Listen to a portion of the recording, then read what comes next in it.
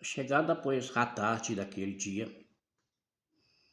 o primeiro da semana, cerradas as portas, onde os discípulos, com medo dos judeus, se tinham ajuntado, chegou Jesus e pôs-se no meio deles e disse: paz seja convosco. Coisa maravilhosa, né? E dizendo isso, mostrou-lhe as mãos ao lado. De sorte que os discípulos se alegraram vendo o Senhor. Disse-lhe, pois Jesus outra vez: paz seja convosco. Assim como o Pai me enviou, também eu vos envio a vós. E havendo dito isso, assoprou sobre eles e disse-lhes: recebei o Espírito Santo. Aqueles a quem perdoardes,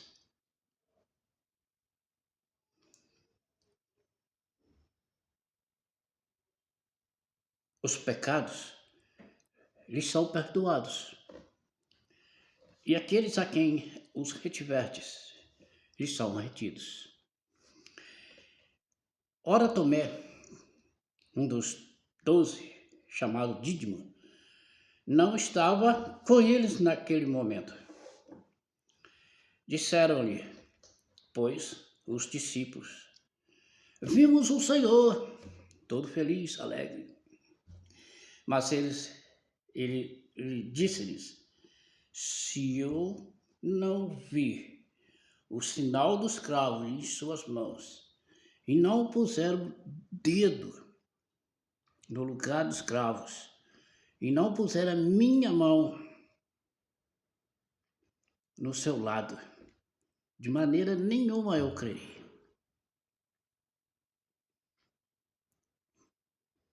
Até aqui. Capítulo 20 de João, né, Evangelho de João, versículo 19 até o 25. Muito bom.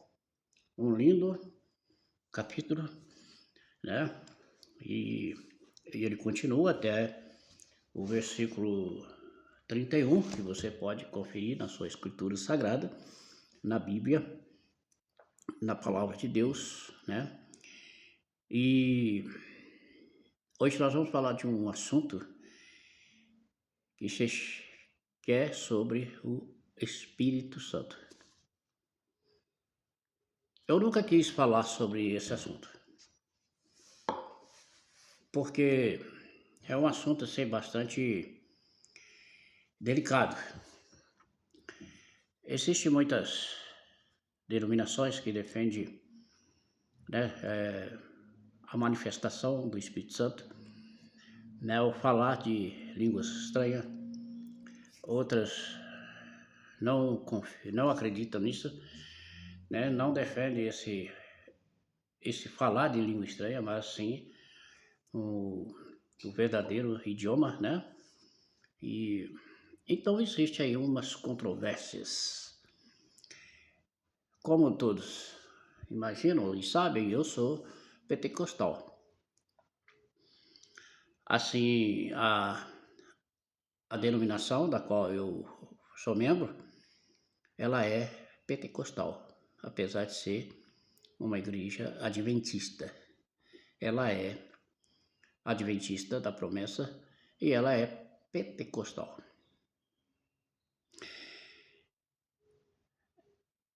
Eu venho de um mundo totalmente, quer dizer, um submundo, né? Para quem conhece aí o meu testemunho, sabe que eu nasci no berço católico, cresci, e como todos sabem, católico, ele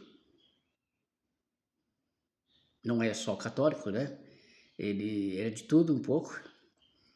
É igualzinho a sabedoria da medicina, né? Todo de médico e louco, todo mundo tem um pouco, né? Todo mundo entende alguma coisa. E como católico, eu fui de tudo um pouco. Eu fui gnosticista, eu fui bruxo, fui kardecista, foi de tudo, né? Até satanistas eu fui. Estudei muito, dediquei muito a isso. Eu tinha imensa literatura a respeito do assunto. Fiz parte de terreiro de Umbanda, terreiro de Quimbanda, né? Tive meu próprio altar, minhas próprias roupas, né? Até há um fato interessante, às vezes eu comento alguma coisa, a minha esposa fica brava comigo porque ela diz, tá doido, para com isso. Eu tinha uma capa bastante preta e vermelha, né? Dos dois lados, usava os dois lados dela. E era imensa a capa. Até usei num teatro, né? O Vampiro.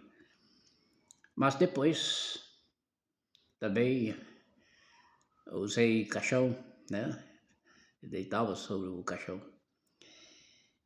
E assim muitas coisas outras. Mas quando eu abandonei, né? Tudo isso que eu deixei para trás, eu me tornei um conhecedor da palavra de Deus e estou até hoje há 32, 31 anos.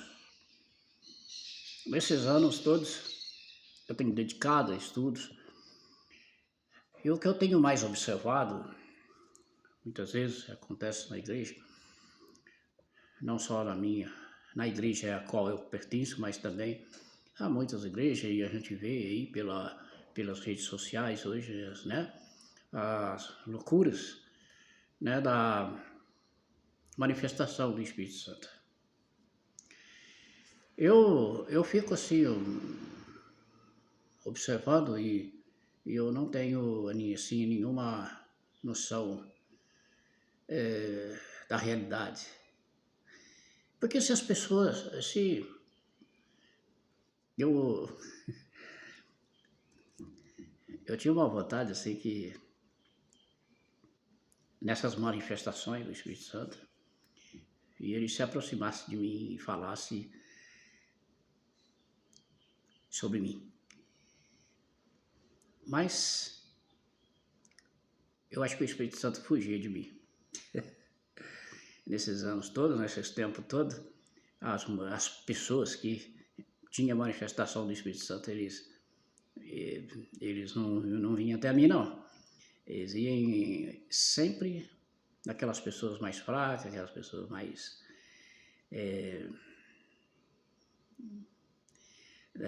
que eles conhecem mais, sabe, assim, sabe, que adora, que aceita, né, porque eu sou um cara, assim, bastante rígido, crítico, eu não abro mão de qualquer coisa, né.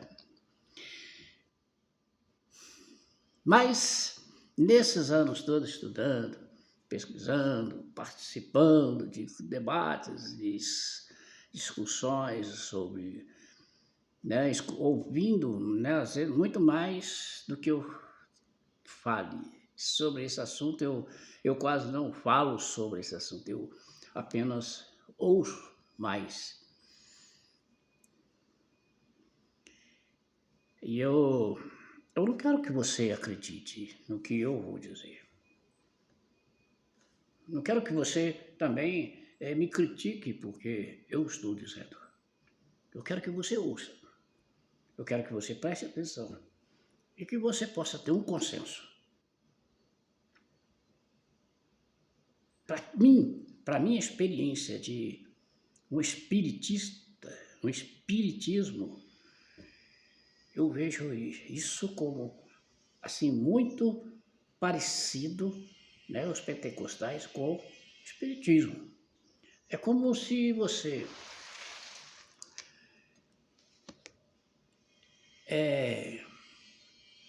porque no espiritismo é assim.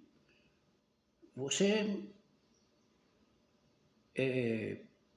o espírito só pode se manifestar em você se você quiser, quando você quiser, onde você estiver, a qualquer razão, motivo, circunstância. Isso é a realidade. Eu estou falando de a experiência que eu tive lá. E essa manifestação do Espírito Santo dentro das pentecostais é muito idêntico. Parece que, né? Aí vem um caso aqui interessante no Paulo. Ele está falando com algo muito assim. Eu não consigo entender se o Espírito Santo é uma autoridade.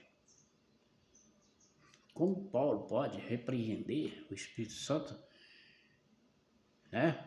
Naquele capítulo onde ele fala que o Espírito Santo, né, que deve ter a ordem dentro da casa e que no momento que está pregando uma mensagem, que ele se cale e continue apenas né, em espírito de oração. Como que pode? Então eu fico maquinando, imaginando o raciocínio. Quem sou eu? Ou quem é Paulo? Para colocar o Espírito Santo no banco. Dizer para ele, ó, você está errado, você não pode fazer isso. Que ali havia a manifestação de várias pessoas ao mesmo tempo dentro da igreja. Assim como em algumas determinadas denominações acontece. O pastor está pregando, está louvando, adorando a Deus, e de repente começa várias pessoas ao mesmo tempo manifestando, né? E se isso de fato é uma realidade, como controlar isso? Não tem como. E se o Espírito Santo está ali se manifestando, seja em 1, 10, 15 pessoas, quem é que pode tirar essa autoridade? Quem é que teria que calar então? Não seria o pregador que está pregando, que está consciente? E esperar o Espírito Santo fazer o que tem que fazer e depois continuar a pregação dele? Não, mas ele coloca a pregação como maior do que a manifestação do Espírito Santo. É isso que eu não consigo raciocinar aqui dentro de mim. Então, tem uma coisa errada. Quando a gente começa a pensar nas palavras de Jesus sobre, né, que ele tem que subir para depois ele enviar o Espírito Santo, porque se ele não for, o Espírito Santo não vem, e aquelas coisas todas, e a gente percebe que, né, Jesus está dizendo de algo que está dentro de nós mesmos. Aí você volta lá em Gênesis capítulo 2, né? Onde a formação do homem é quando Deus faz né? Constrói o homem físico, né? Porque esse corpo aqui é chamado de homem. E aí ele sopra, né? Deus sopra o fôlego de vida para dentro das narinas do homem. então o fogo de vida. Esse, então ele diz que a partir desse momento o homem se torna uma alma vivente, um ser vivente.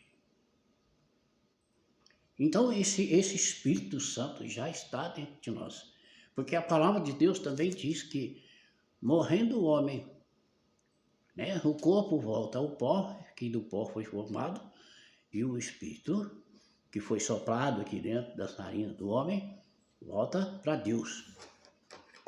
Então, algo puro, santo, já está dentro de nós. Mas o que é que Jesus, então, vai nos enviar como Consolador? Aí entra aquela questão. Porque se eu pensar como Pentecoste, como os pentecostais pensam, foge totalmente das Escrituras Sagradas. Porque como pode eu receber uma terceira entidade dentro de mim? É como se, né? Eu estou falando no linguajar espírita. Então, é eu e uma entidade. Quer dizer, o Espírito Santo é uma terceira pessoa que vai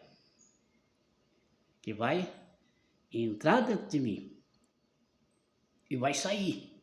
Ele não vai ficar comigo. Ele vai entrar e sair quando eu quero. Ele não vai ficar, porque senão vai formar 3 pessoas.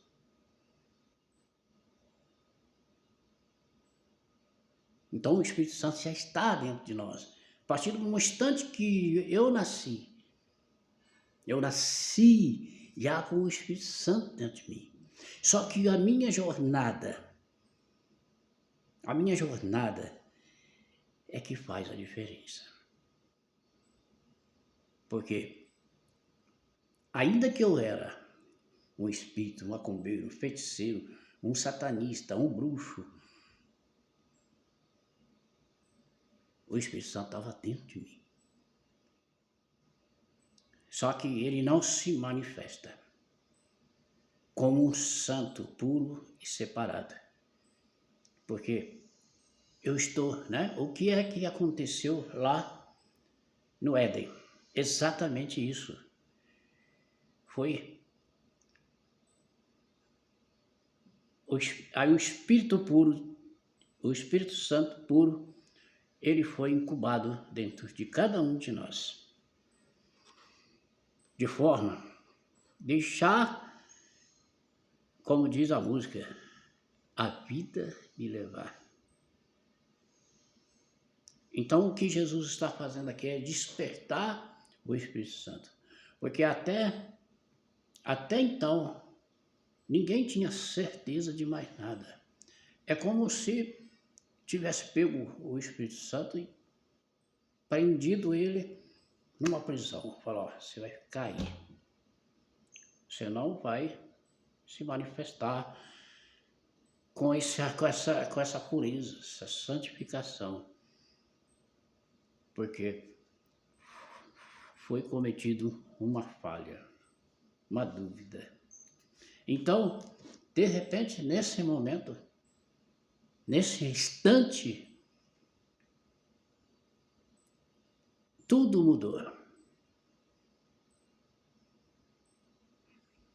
Não temos mais a pureza de um espírito puro como aquele que foi soprado nas narinas. É como se meu caso, por exemplo, eu tinha uma doença, fui curado, mas numa conversa médica, antes de ser liberado, ele disse, olha Pedro, você foi curado, mas a sua doença está incubada. Então você tem que ter cuidado para você pode viver, pode trabalhar, pode fazer o que você, né, a vida te der direito. mas você não pode descuidar. Você tem que ficar sempre alerta, cuidando, para que ela não volte mais. Então, se eu abusar, ela volta. E a mesma coisa. Então, isso ficou até, né? Porque ninguém tinha certeza de absolutamente mais nada. Tudo perdeu a certeza de uma vida eterna. E passados seus anos, nem a própria lei, a Torá ou conhecimento foi suficiente para que pudesse despertar a certeza. Tanto que você vê a história, né, daquele jovem que chega até Jesus, preocupado com a alma, não era uma preocupação única dele, não. Tinha muitos, milhares de pessoas que ali dentro de Israel que tinha essa dúvida. Com certeza até os próprios sacerdotes, né? Mas perguntando, né, para Jesus, o que eu faço para ter a vida eterna? Guarda as leis. Mas tudo isso eu faço desde criança. Desde criança eu faço tudo isso. Mas Jesus sabe o que ele queria, qual era a preocupação real dele. E Jesus está sabendo. Jesus, então, olha aquele jovem decepcionado, porque ele não pensou que a resposta fosse aquela, mas Jesus, então, fala para ele, olha, se queres ser perfeito, né? Lógico, aí Jesus também não entrega também de bandeja, né? Ele só simplesmente diz, porque nós precisamos olhar para a certeza das coisas. Eu, quando era espírita, quando era tudo que não prestava, no meu contexto, né? Eu também não tinha esperança nenhuma. Eu não tinha esperança de vida eterna. Eu pensava, eu achava que eu ia morrer qualquer hora e pronto, acabou, e já era, como diziam os meus avós, meus bisavós, tataravós, morreu, acabou. Não.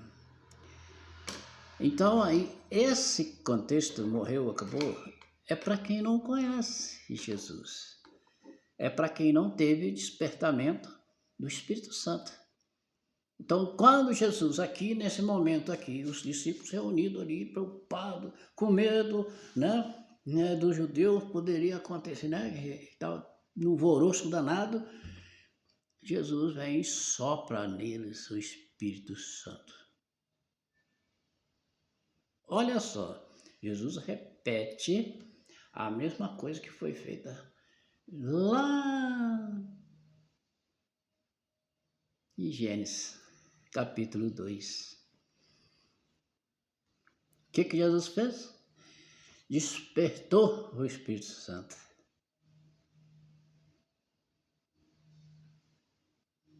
Você já pensou? E nesse despertamento, daí para frente, deu seguimento, porque Jesus traz esperança em várias questões. Olha, primeiro, a morte de Jesus. Sabia o que aconteceu na morte de Jesus?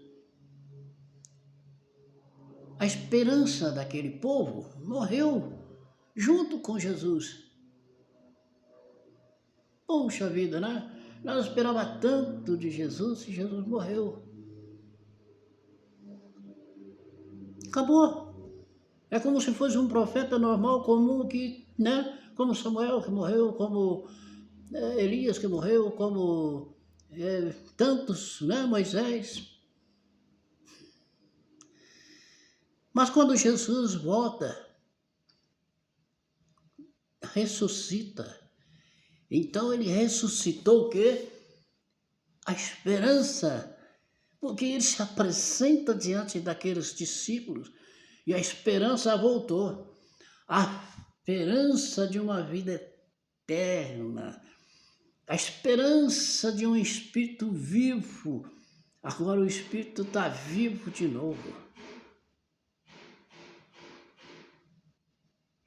A esperança, a fé, o firme fundamento é a nossa esperança.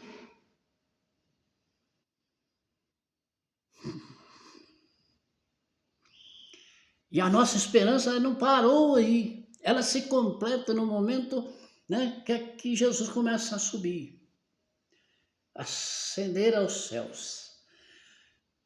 E aqueles discípulos olhando para Jesus, e o anjo diz para ele, olha, aquele que vocês estão vendo subir, voltará. Ele vai voltar.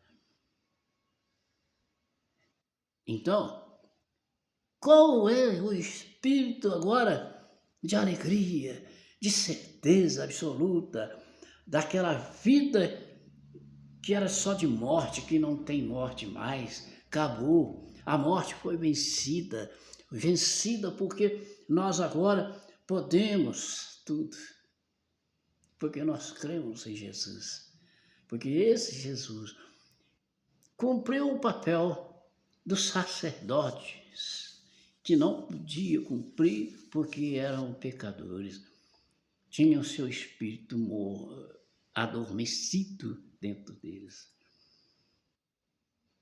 pelo pecado.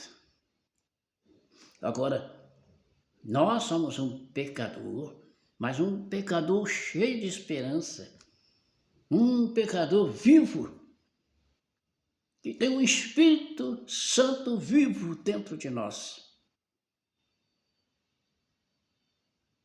E quando nós temos esse Espírito Santo, nós podemos falar qualquer língua, qualquer idioma.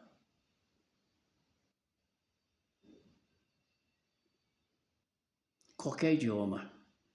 Podemos entender também qualquer idioma. É aí porque o Espírito vivo é ele que dá-nos o discernimento de toda a palavra, de tudo que existe, porque o Espírito Santo está em nós. Porque nós cremos em Jesus. Há um Jesus vivo, um Jesus poderoso, que passou por todas as... cumpriu todo o seu ministério.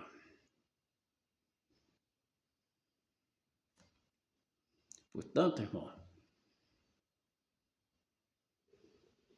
é isso que a Escritura Sagrada está dizendo. Não podemos imitar espiritismo. Nós temos que ouvir, entender a palavra de Deus. Se você acredita sim ou não. Por mim, certo? Espero que você esteja vivo de fato. Que esse teu Espírito seja um Espírito Santo, um firme fundamento da esperança que não morre. Porque Jesus não morreu. Jesus apenas firmou as nossas esperanças, a nossa vida, para sempre. Amém. Até o próximo vídeo, em nome de Jesus.